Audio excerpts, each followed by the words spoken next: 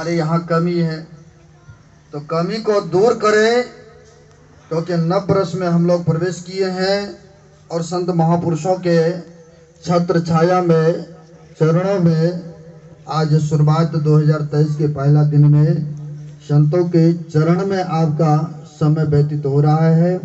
तो आइए दोनों हाथ खड़े करके गुरुदेव का जय घोष कर लें। बोलिए प्रेम से श्री सद्गुरु महाराज की जय। अखंड मंडलाकारणं व्याप्तं येन चराचरं तत्पदं दर्शितं येन तस्मै श्री गुरुवे नमः। परम गुरुवे नमः। परापर गुरुवे नमः। परमात्मा गुरुवे नमः। आत्मा गुरुवे नमः। आदि गुरुदेव अनादि गुरुदेव अनंत गुरुदेव अखिल गुरुदेव शरण गुरुदेव शरण गुरुदेव श्री गुरु महाराज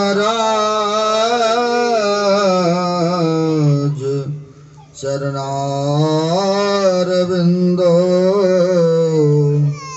नमो नमस्ते। श्री गुरु महाराज चरणारविंदो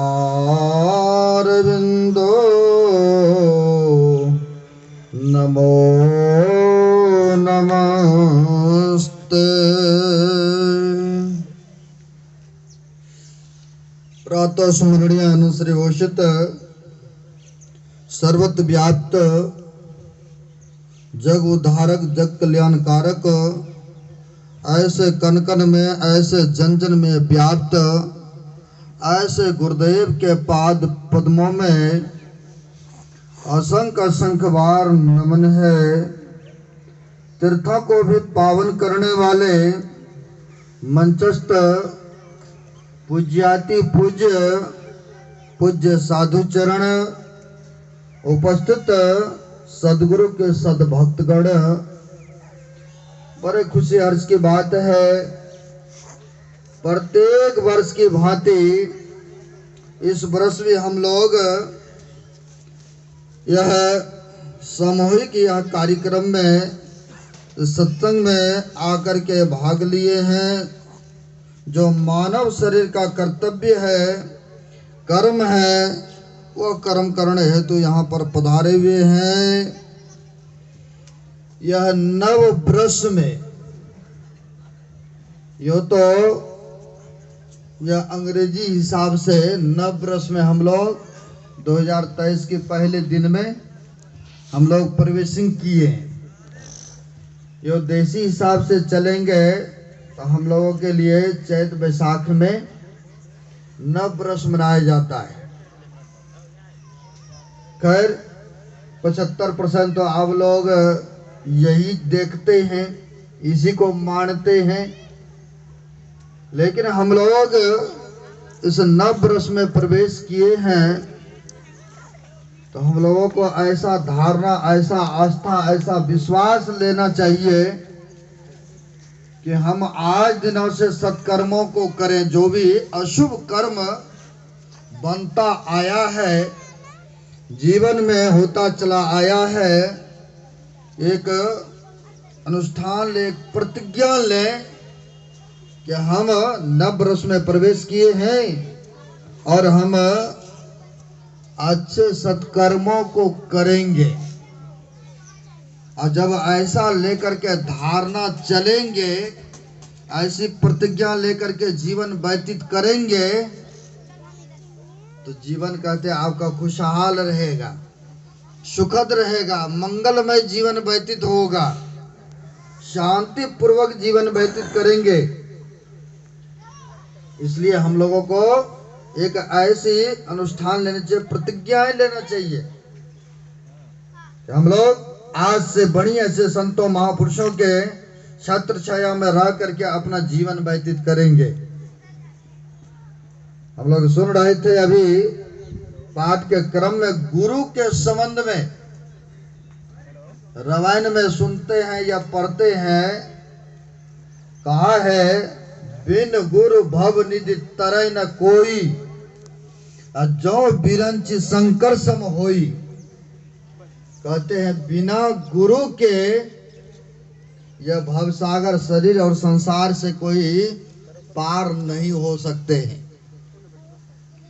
यानी सब व्यक्ति चाहते, प्रत्येक मानव चाहते हैं कि हम इस संसार सागर से पार हो जाए, उस अनंत सुखों में चले जाएं, उस अनंत सुखों को प्राप्त करें, पुनः लौट करके यह संसार में नहीं आए। ऐसी धारणा, ऐसी इच्छाएं सबके, प्रत्येक मानव के बनी रहती हैं। लेकिन अगर ऐसी धारणा है, ऐसी सोच है कि हमें सुख मिले, तो कहते हैं इसके लिए सच्चा सद्गुरु की आवश्यकता है। संतों चरणों में जाएंगे, जब उनसे शिक्षा दीक्षा लेकर के सुमरन भजन करना प्रारंभ करेंगे, जिनकी जहां तक पहुंच होते हैं वही न पहुंचाएंगे। माता काली से शासक बातें करते थे। कौन? तो आप लोग पढ़े होंगे या सुने होंगे, रामकृष्ण परमहंस देव जी महाराज, जिनका फ्लेक्सी लगाया गया है, यहाँ पर पिक्चर भी है।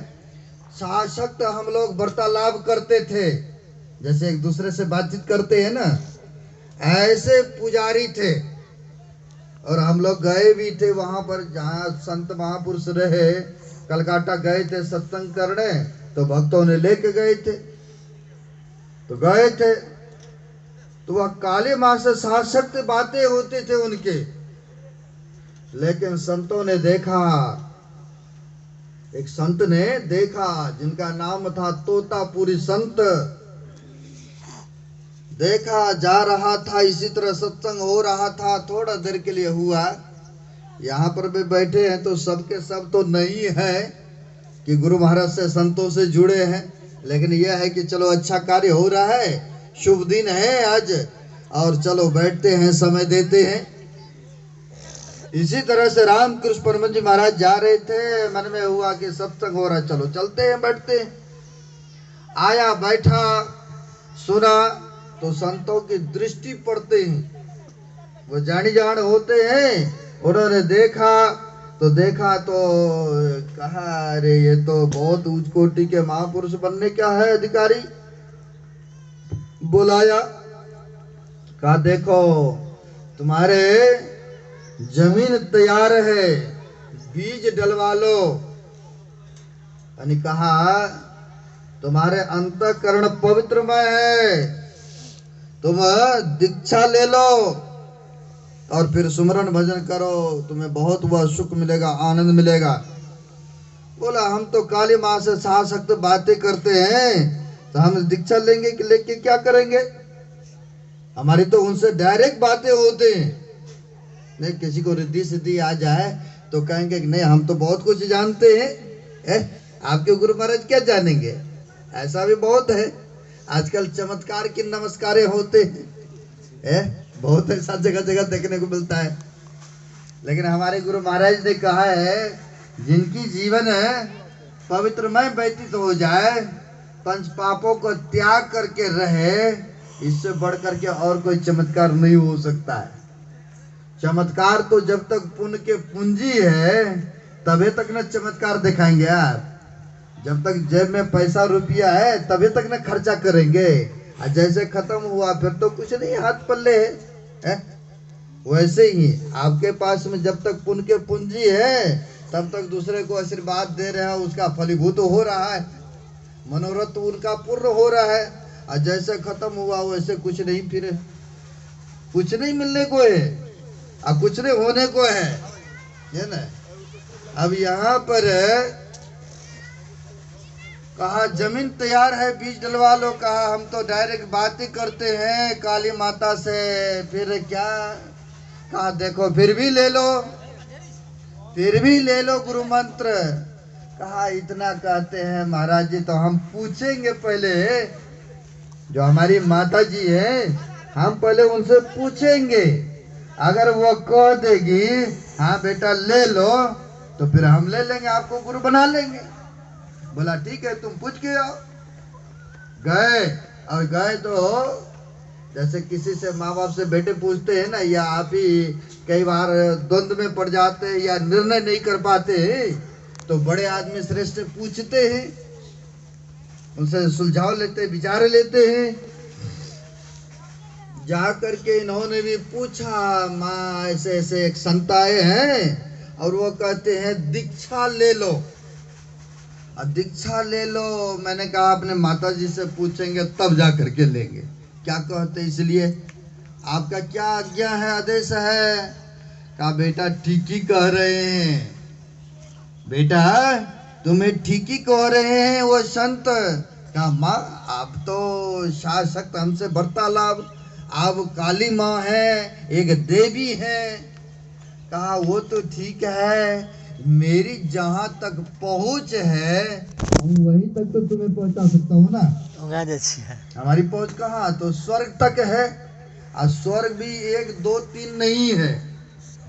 गुरु महाराज ने हमारे कहा है पदावली में 7 प्रकार के स्वर्ग है, और स्वर्ग में भी जब तक पुण्य के पूंजी है तबे तक वहां रहने को मिलता है।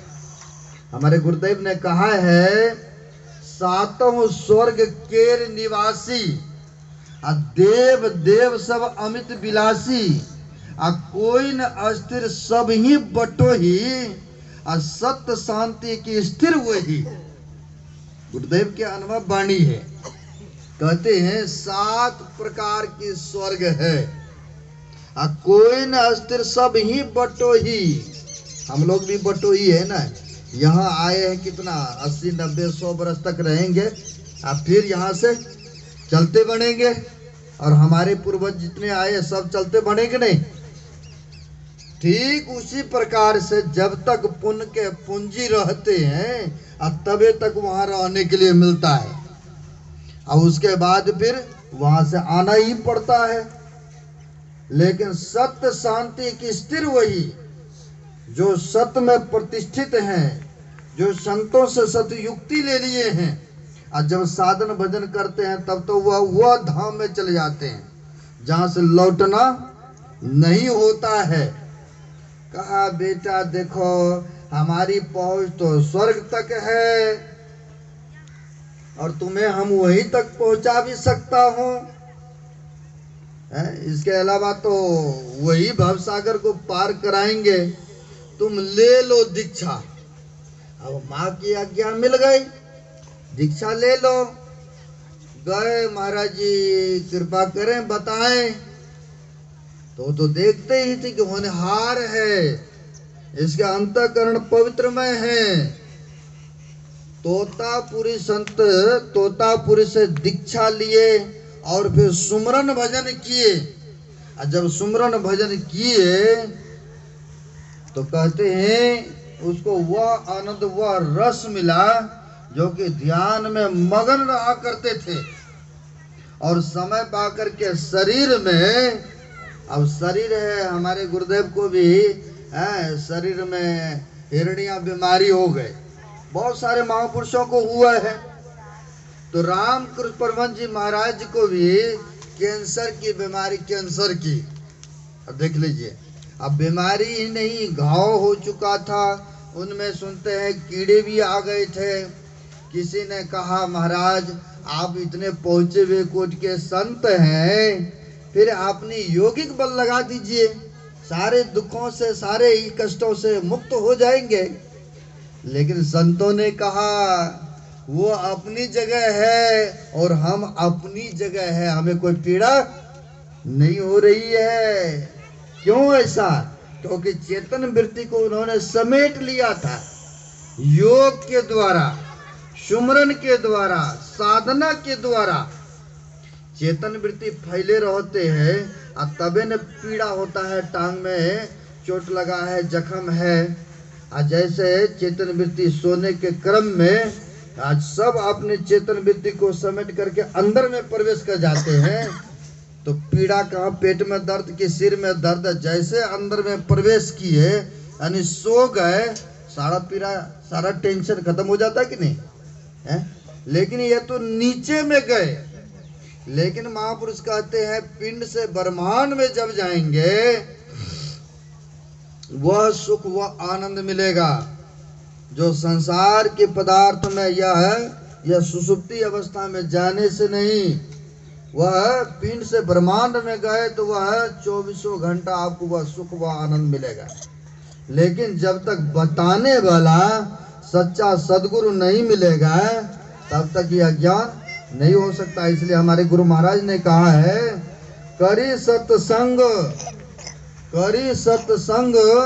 गुरु खोज करिए, चुनिए गुरु साचा, अब बिनु सतगुरु ज्ञान पंथ सब कच्चा ही कच्चा। ऐसा कहते हैं हमारे गुरुदेव, कहते हैं करी सत्संग गुरु खोज करिए, चुनिए गुरु साचा। जब तक जीवन में सच्चा गुरु नहीं मिलेगा तो कहते हैं भव सागर से पार नहीं हो सकता है ना। साचा सदगुरु कौन है? जो पंच पापों से बचने के लिए प्रक्रिया बताए, जो अंतर साधना करने के लिए प्रक्रिया बताए। बहुत शास्त्रों का 18 पुराण का ज्ञाता हो गए हैं, 6 शास्त्र की ज्ञाता हो गए हैं, 4 वेदों को पढ़ लिए हैं। हमारे गुरु महाराज ने सत्संग योग 4 भाग में कहने की कृपा किए हैं।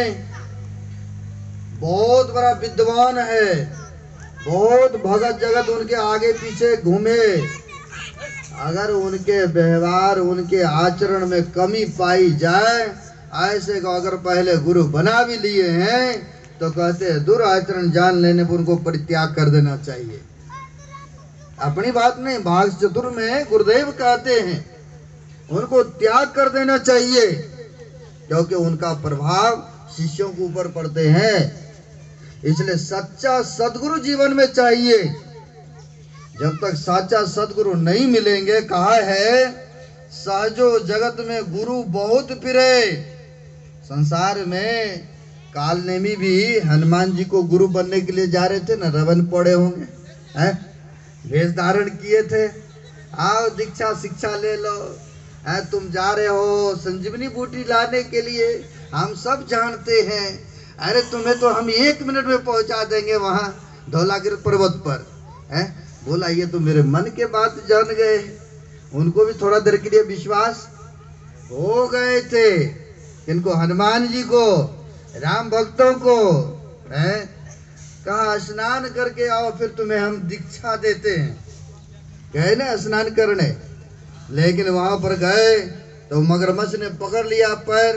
हनुमान तो बड़े बलशाली, मारा उनको, इनके मुक्का लगा, उनकी जो है वह शरीर छूटा। उससे दुब शरीर का, क्योंकि शरापित था, और शरापित के कारण उनका वह शरीर छूटा। फिर उन्होंने बताया यह तुम्हारा गुरु ने तुम्हारा समय को नष्ट करने हेतु कौन तो रावण का भेजा हुआ है दूत, कालनेमी है।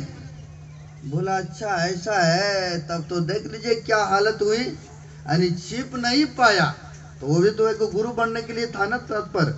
रावण ने भी गुरु बन के, साधु बन करके ही सीता का ने किया था। खैर उधर जाना नहीं चाहते, आपको दिखा रहे हैं।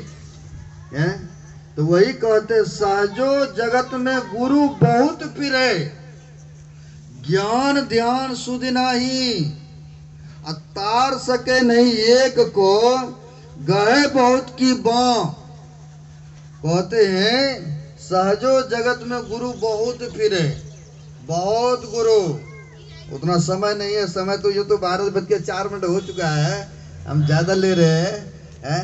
क्या करें, लेट से स्तुति प्रार्थना करके रखते तो फिर और बढ़िया था। लेकिन आप लोग इतना सजाए हैं, भंडारा का प्रबंध किए हैं, सोचते हैं थोड़ा सा और सुनाई दो, क्योंकि व्यवस्था किए हैं आप लोग। तो इसलिए मैं चाहता हूँ आप लोगों की इजाजत हो तो, ठीक है, थोड़ा सा। जी जी। तो वहां पर कहने का उपरांत मेरा ये हो रहा है, कहते हैं कि सहजो जगत में गुरु बहुत फिरे। अब बहुत का मतलब होता है एक दो, दो चार नहीं। अगर संतों के पास चलेंगे तो 7 प्रकार के गुरु है। अब देख लीजिए, 7 प्रकार के गुरु। तभी ने कहा सहजो जगत में गुरु बहुत फिरे, अज्ञान ध्यान सुध नाही, तार सके नहीं एक को, गहे बहुत की बाँ। एक को तो उद्धार नहीं कर पाते हैं, अब बहुतों को बनाने के लिए चले हैं। ये हमारे रजिस्टर भर जाए, हमारे संस्था में जुड़ जाए, तरह तरह के बातों सुना करके, ना जाने ऐसे सब तर्क, ऐसे सब तीव्र बुद्धियां, ऐसे सब हमारे श्रद्धेय रामाशीष बाबू के घर में कल हो गए हैं। भाई मनुष्य शरीर है, हमें क्या इतना करने का डंबरी बातें है। भाई मनुष्य शरीर हम हैं, अब मनुष्य शरीर होकर के शरीर का परित्याग करेंगे तो पुनः हम मनुष्य ही बनेंगे, ऐसा उसकी धारणा है। हमने तो उनको कहा, रामायण का तर्क दिए, कर्म प्रधान विष कर राखा, जो जस करी तस फल चाका। हम लोग पढ़ते हैं ना। उन्होंने बोला नहीं नहीं, ये सब कुछ नहीं है, ये सब तो यूं ही है, मन ग्रंथ बातें। मतलब लो जी है। उनका ये भी कहना हुआ जैसे गेहूं का बीज हम खेत में डाले तो उसमें से मकई या चावल थोड़ी निकले, गेहूं ही निकलेंगे। अब देखिए तर्क कैसे कैसे देते हैं। और उनका ये भी कहना हुआ जैसे कुत्ता बिल्ली है, बैल गधा है, उनका जब शरीर छूटेगा तो फिर से वही बैल गधा बनेंगे, और हम मनुष्य है तो हम फिर से मनुष्य बनेंगे। अब देखिए उनको भी कोई गुरु ऐसा मिला जीवन में, ऐसा वायरस उसके दिमाग में दिए हैं उनके सामने में। तो रामायण गीता तब तो फैल न है, कहा है ना, जो जैसा कर्मों को करते हैं अब उस अनुसार उनको स्वर्ग या मोक्ष या नरक मिलता है, हम लोग जानते हैं। लेकिन उनके दिमाग में ये घुसा है कि हम मनुष्य हो करके हैं, अब मनुष्य शरीर छूटेगा तो पुनः हमें मनुष्य ही मिलेगा। खैर वो अपने जगह है, हम लोग तो जानते हैं ऐसा नहीं है। संत जो हमारे कह गए, ऋषि जो कह गए हैं, ये कर्म की प्रधानता है। तो वही कहते हैं संसार में 7 प्रकार के गुरु है, एक दांत दो चार नहीं, 5 नहीं। अब कहेंगे 7 प्रकार के गुरु है, अब फिर कौन से गुरु हमें उद्धार करेंगे, कल्याण करेंगे? वो भी तो होना चाहिए ना सच्चा सदगुरु है।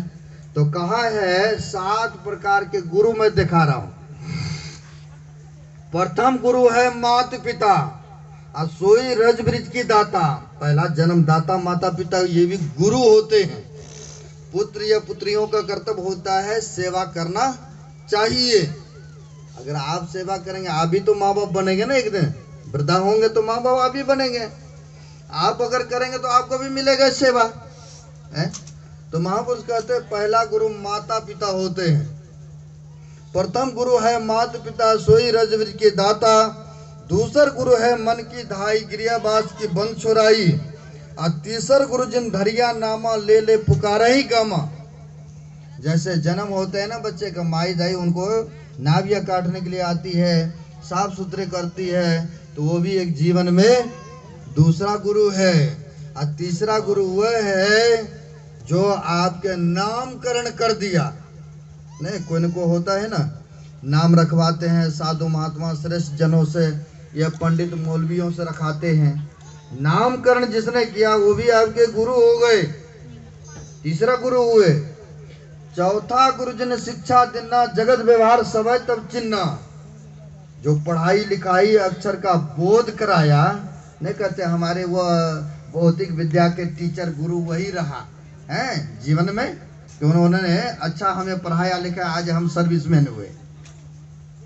आखिर गुरु तो है था न, तब न हुआ अक्षर का ज्ञान।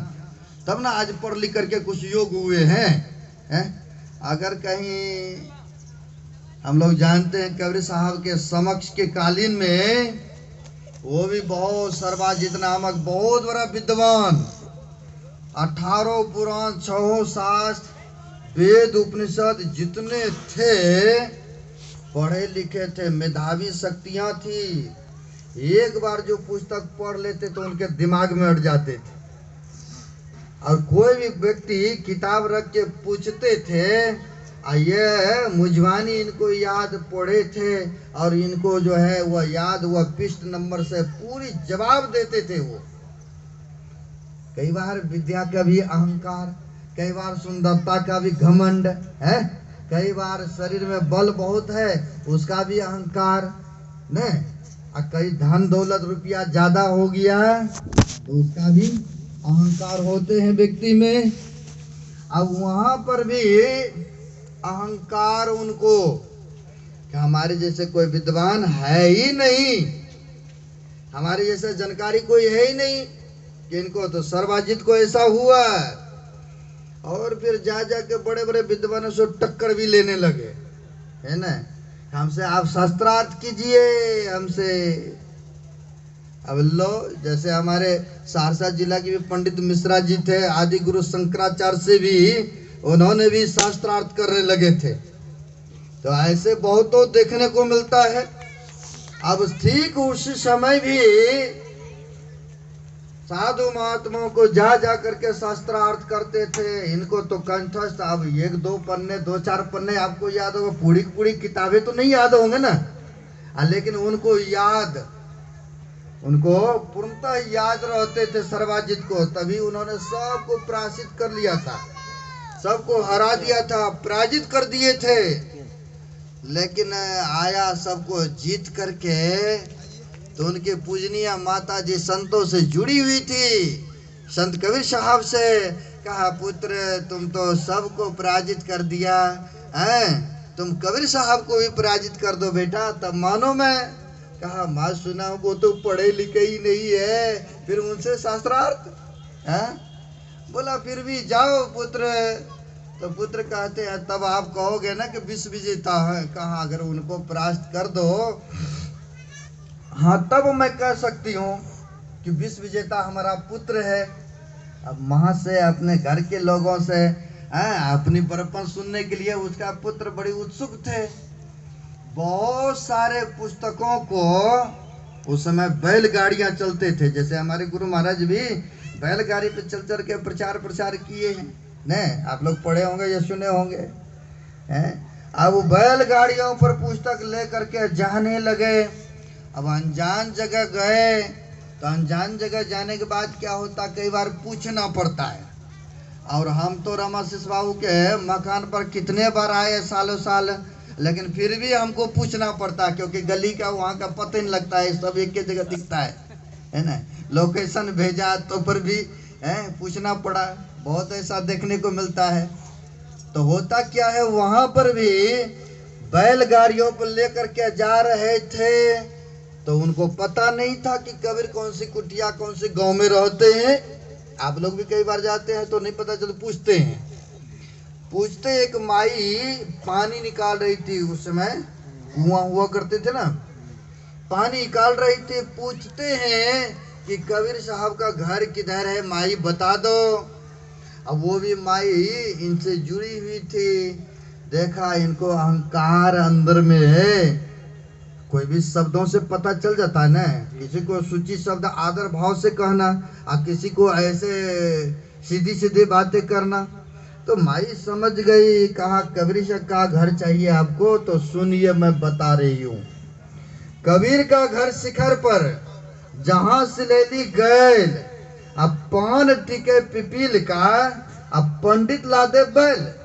अब सुन करके इनको हैरानी हो गया, अरे एक माई हो करके ऐसी जवाब है कि पैर टिके पिपील का, भी पैर तो वहां पिपील का चीटी का भी नहीं टिक सकता है, और बैल पर लग करके इतनी सारी पुस्तकें हम जा रहे हैं, माई के ऐसी उत्तर। कहा माई बता दो ना, फिर भी कहा ऐसे ऐसे ऐसे ऐसे जाओ भाई, गए कोई नमस्कार प्रणाम पाती नहीं, क्योंकि अहंकार भाव था इनमें। कोई नमस्कार नहीं, जाकर सीधी सीधी कहते हैं आपके कारण हमारी पूजनीय माता जी विश्व विजेता घोषित नहीं कर रही है। ये है पुस्तक की गाड़ियां, आप जहां से पूछना चाहें, आप किसी को पढ़े लिखे ले आइए, हमें पता चला आप तो पढ़े लिखे भी नहीं है, आप क्या कौन से पृष्ठ नंबर से पूछेंगे। आप दूसरे को ले आइए और उनसे पूछिए, हम जवाब देंगे, आप हमसे शास्त्रार्थ कीजिए। बोला भाई देखो संत जो होते हैं तो जानी जान होते हैं। कहा देखो हम तो पढ़े लिखे नहीं हैं, हम तो तुमसे परास्त हैं भाई, हम तो हार मानते हैं। बोला अच्छा, कुछ प्रश्न उत्तर भी नहीं किया, हार मान गए। बस इसी चलते हमारी माता जी है करते कि तुम विश्व विजेता नहीं, उसको परास्त कर दो। आया बेचारा आ करके है, कहा माँ तो उसने तो हमसे कोई उत्तर प्रश्न ही नहीं किया, जवाब ही नहीं दिया, तो फिर उनसे क्या। तो आप अभी भी कहते कि विश्व विजेता कहा, इसका कोई प्रमाण कोई सबूत बेटा लाए हो। बोला नहीं, कहा उसे लिखवा कर ले आओ तब ना मानो मैं। गए जा करके कहते हैं आप हमसे हार मानते हैं ना। कहा हाँ भाई हार मानता हूँ। कहा इस कागज में लिख दीजिए आप। कहा तुम ही लिख लो, हमें तो ये भी नहीं लिखने आता है, तुम ही लिख लो। ऐसा कबीर साहब ने कहा। अब वो लिख करके क्या, तो कबीर हारा सर्वाज जीता, ऐसा लिख करके आते हैं। आया जैसे कहा माँ ये देखो आपकी बार पूरी आपके सबूत के साथ मैं आया हूँ, उन्होंने ऐसे से कहा और मैं लिख के आया हूँ, ये मैं पढ़ के सुनाता हूँ। जैसे कागज निकाले वहां पर पढ़ने लगे, देखते हैं कि क्या, कबीर जीता सर्वाजित हारा। अब हारा वो लिखने में लगता है थोड़े से और फिर हो गया है। माँ पुनः मैं जाता हूँ, आपको सबूत ले आके देंगे तब तो आप मानेंगे ना। बोला ठीक है जाओ, तुम्हारी ऐसी है धारणा, ऐसी है। तो फिर से गए कबीर साहब से कहते उस समय लिख